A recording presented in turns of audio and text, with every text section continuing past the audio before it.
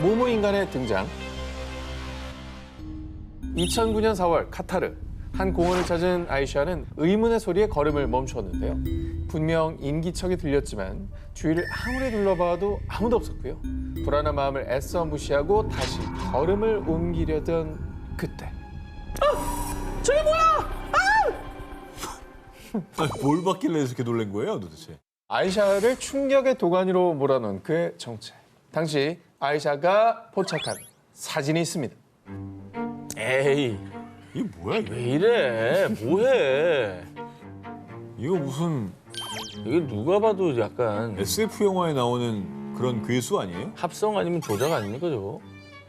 저 움직였다고? 그렇습니다. 건전지로 가나 보지.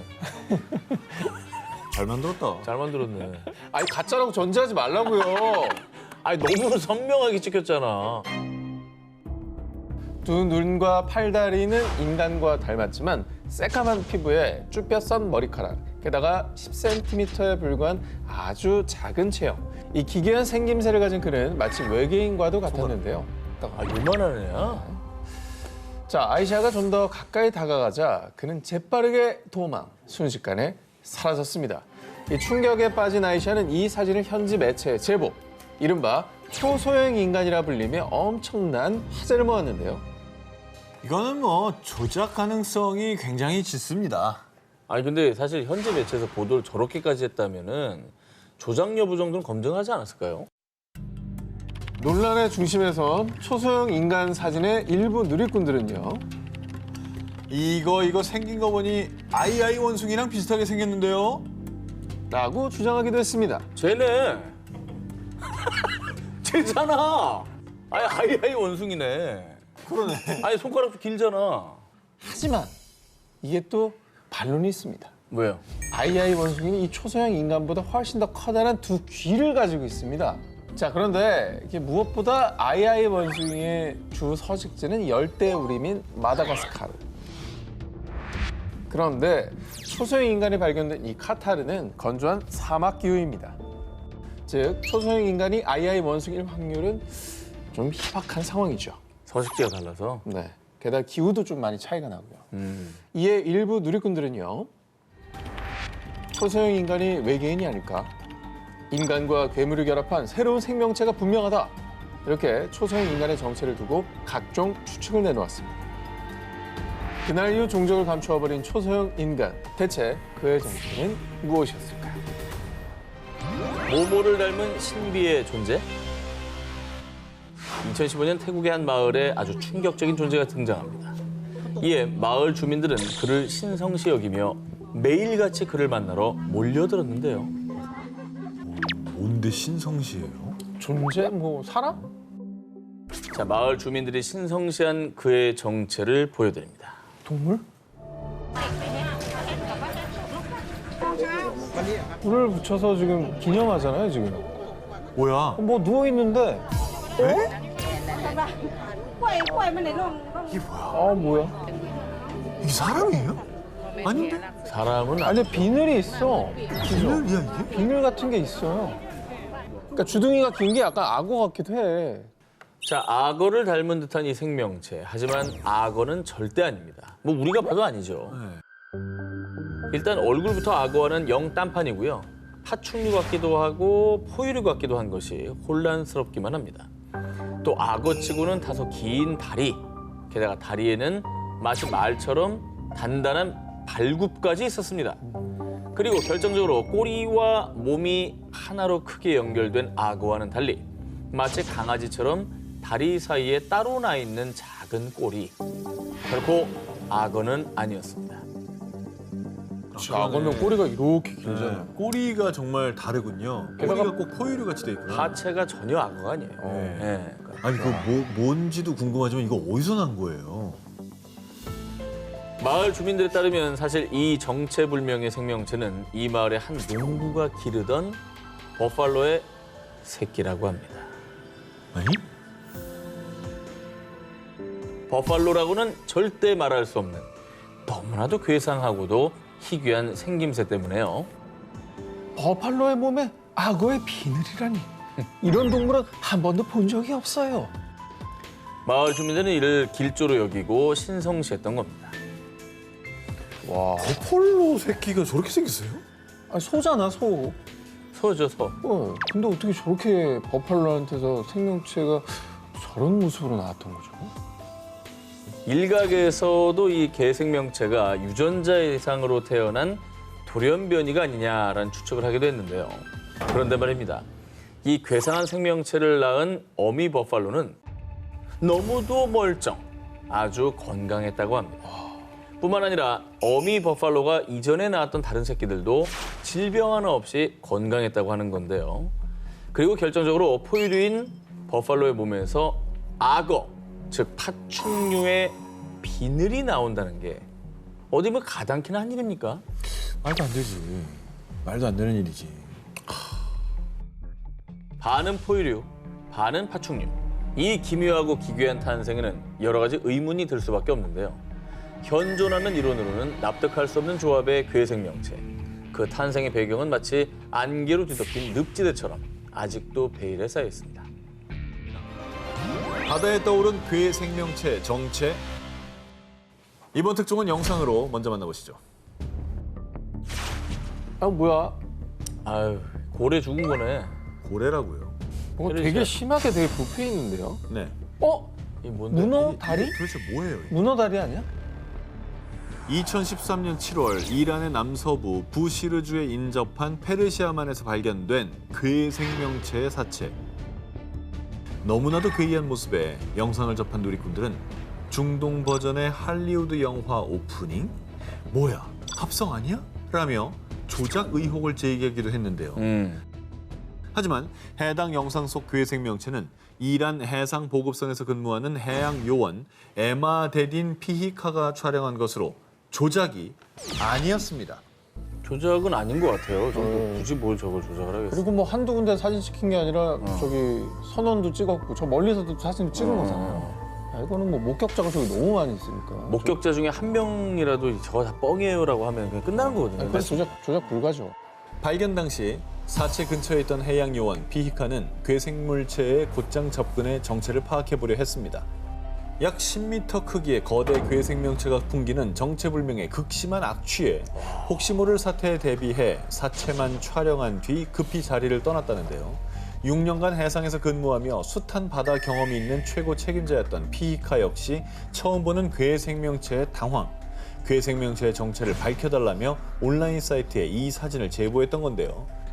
이 사진을 본 캘리포니아 대학교 해양과학연구소 소장 게리 그릭스는요.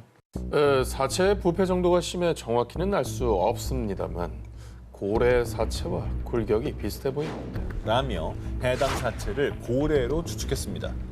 하지만 염도가 높은 바다에서 저렇게까지 부패할 수 있나? 지금까지 저런 형태의 고래의 사체가 발견된 적이 없잖아. 라며 일부 누리꾼들이 의문을 제기. 또한 일각에서는 선사시대 존재하던 거대한 도마뱀의 일종일 것이라고 추측하는 등 괴 생명체의 정체는 밝히지 못하고 각종 추측만 난무했습니다. 선사시대 생물 아직 남아있을 리는 없잖아요. 그러니까 바다 한가운데서 발견된 의문의 사체. 어쩌면 우리가 알지 못했던 또 다른 생명체는 아닐까요? 모모의 출입문. 2016년 아르헨티나의 영화 감독인 세르기오는 유령, 외계인 등 초자연 현상을 다룬 영화를 제작하기 위해 촬영 장소를 물색 중에 있었는데요. 그러던 중 G사 위성 지도를 통해 아르헨티나 파라나강 삼각조 지역에서 초승달 모양의 호수와 독특한 원형의 섬을 발견. 그리고 얼마 뒤 세르기오는 신비의 섬을 찾아 직접 탐사를 떠났습니다. 자, 그런데 말입니다. 대체 어찌 된 일인지 분명히 지도를 보고 찾아갔지만 섬과 육지가 맞닿는 부분을 찾을 수가 없었습니다. 그렇게 첫 번째 탐사는 실패. 그렇게 집으로 돌아온 세르기오는 다시 섬의 지도를 살펴보다가 충격적인 사실을 발견하게 됩니다. 뭐 저 왔다 갔다 하는 거죠? 저 안에서? 분명히 지도에 있는 섬인데 이를 발견하지 못한 게 이상했던 세르기오는 지도의 시간 제어 기능을 사용. 시기별로 찍힌 섬의 위성 사진을 비교해봤습니다. 잔잔한 호수 위에 떠 있는 섬이 마치 눈동자 마냥 빙글빙글 조금씩 회전. 말 그대로 섬이 자전을 하고 있었던 겁니다. 자, 두 기자님들, 섬이 움직이는 것 본 적 있습니까? 아, 없죠. 보통 섬이 우리가 봤을 때는 물에 떠 있는 거지 물 밑에서는 다 지각에 연결돼 있기 붙어있죠. 때문에 저렇게 움직이는 건 말이 안 돼요. 근데 저 무게가 그죠? 그렇죠. 자, 움직이는 섬에 더욱 흥미를 느낀 세르요는 두 번째 탐사를 시작합니다. 그 결과 아주 힘들고 어렵게 드디어 섬을 발견했습니다. 그런데 섬은 이상한 점이 한두 개가 아니었습니다. 예, 물이 이상하리만큼 너무 투명하고 차가웠어요. 그리고 주변에 질퍽한 땅과 반대로 이 호수 늪의 바닥만 유난히 딱딱했어요. 이뿐이 아닙니다. 더 놀라운 건 섬의 모양. 이 섬은 지름이 120m가량의 작은 섬이었는데요. 그런데 누군가가 의도적으로 만든 것 마냥 모양이 완벽한 원형. 도저히 자연적으로 형성됐다고는 보기 어려웠습니다. 이 신비의 섬의 존재가 알려지자 사람들 사이에서는 이거 외계인이 만든 섬 아니야? 외계인들이 UFO를 숨겨놓은 걸 수도 있지라며 UFO설을 다시 제기. 그리고 UFO 사이트를 운영하는 외계인 연구자 스콧시 워링 역시 실제로 외계인들이 자신들이 사는 곳의 입구를 숨기려고 하는 방법이라고 생각합니다. 호수의 원형은 100m 크기의 UFO에 맞을 만큼 충분히 큽니다. 이 섬이 UFO 기지라는 주장에 힘을 실었습니다. 이 미스테리한 섬은 움직이는 모습이 마치 사람의 눈을 닮았다고 해서 스페인어로 눈을 뜻하는 엘 오호라 불리게 됐습니다. 그동안 세르이오 촬영팀을 포함해 수많은 사람이 이 회전하는 섬 엘 오호의 비밀을 밝히려 섬을 탐사했지만요. 엘 오호가 생긴 이유, 회전하는 이유 등 섬의 수수께끼는 그 누구도 풀지 못했습니다. 자전하는 섬, 엘 오호. 과연 그 섬은 UFO의 출입문이었던 걸까요? 엘 오호의 미스테리는 아직도 미궁에 빠져 있습니다.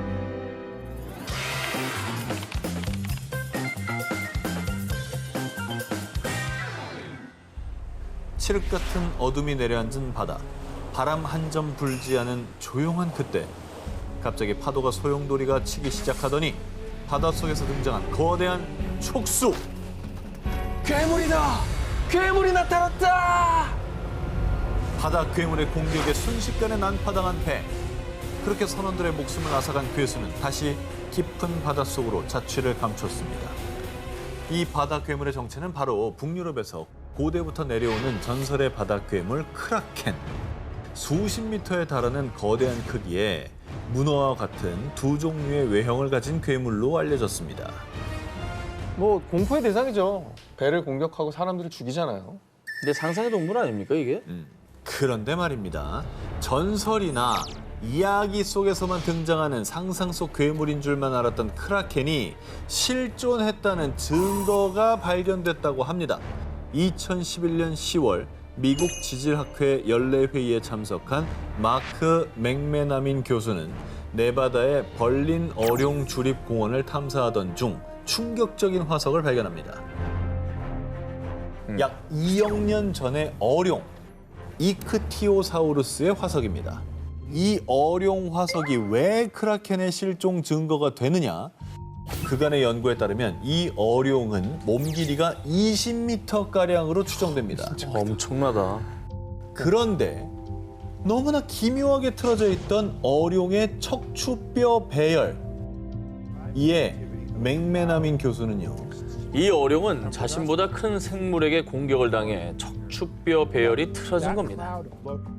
버스 크기만한 어룡을 떡주무르듯 가지고 논 거대 해양 생물이 크라켄이라고 주장. 크라켄의 공격으로 어룡의 척추뼈가 틀어진 것이라고 주장했습니다. 그리고 오늘날의 문어는 뼈나 조개 껍데기 등을 은신처로 가져와 장식하는 습성이 있는데 이 어룡 화석들이 크라켄이 어룡을 사냥하고 은신처로 가져온 흔적이라고 주장했습니다. 근데 저런 어룡의 척추뼈를 틀어버릴 정도면은 어마어마한 생명체의 공격을 받아야 되거든요, 사실. 그렇죠. 힘이 보통이 아니에요. 예. 크라켄 실존 증거 두 번째가 있습니다.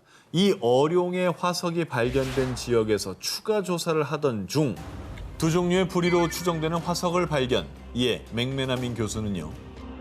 해당 지역에 실제로 크라켄과 같은 거대한 두 종류가 서식한 증거라고 주장했습니다. 전설의 바다 괴물 크라켄. 어쩌면 그 전설이 진실이었던 건 아닐까요? 학계에 충격과 논란을 남긴 이 사진의 정체. 1908년 그리스령 크레타섬의 미노스 궁전 지하 저장고에서 발견된 유물. 일명 파이스토스 원반입니다. 원반의 문자에 대해선 정확한 해석은 아직 못했습니다. 하지만 이 원반엔 인류 기록보다 훨씬 이전 미지의 고대 문명에 대한 미스터리가 담겨 있다고 합니다. 저 그림에 막 컴퓨터 그려져 있고 막 그런 건가? 컴퓨터? 뭐 이렇게 우리가 뭐 지금도 없는 막 물건들이 그려져 있으면 스마트폰 그려져 있고. 막 그럴 수도 대박이야. 있잖아. 지름 15cm, 두께 2cm가량의 나선형 점토로 만든 파이스토스 원반은 기원전 1700년경 미노스 문명 당시 제작된 것으로 추측됩니다. 당시 보편화된 기록 방식은 젖은 점토에 직접 문자를 새겨서 각인하는 것이었습니다. 그런데 연구 결과 파이스토스 원반은 상형 문자의 모양을 본뜬 도장을 제작해 점토에 눌러 풀에 구워내는 방식으로 기록했습니다. 이 파이스토스 원반은 활자를 인쇄했던 겁니다. 어잉? 그런데 더 기묘한 건 이 파이스토스 원반 외에는 미노스 문명에서 같은 방식의 인쇄 기록물이 전혀 발견되지 않았다는 사실. 이와 비슷한 인쇄 방식이 발견된 건 1119년 독일 프리페닝 수도원의 봉헌 비문인데요. 즉 2800년이나 앞서 선진 기술의 인쇄물을 생성했던 겁니다. 저거야말로 외계인의 기술 아니야? 이야. 좀 너무 격차가 큰데? 그러니까 다른 데서는 하나도 안 나오는데 저것만 나왔다는 거잖아. 이런 이유로 파이스토스 원반은 시대에 맞지 않는, 설명되지 않는 유물이라 해서 세계 3대 오파츠라 불리고 있는데요. 그런데 또 하나 미스터리한 건 파이스토스 원반에 빽빽하게 새겨진 241개, 45종류의 상형 문자. 전 세계의 고고학자, 언어학자, 암호 전문가가 이 상형 문자를 해독하려 했지만 120여 년의 세월이 흐른 지금까지도 해독 불가. 일각에서는 민호와 여신에 대한 기도문이라는 주장이 제기되기도 했지만요. 정확히 밝혀지지 않은 가운데 여러 추측만 난무하고 있습니다. 원반이 증명하는 선진 기술. 혹시 이 원반이 우리가 모르는 인류 이전의 문명 혹은 외계 문명의 산물은 아닐까요?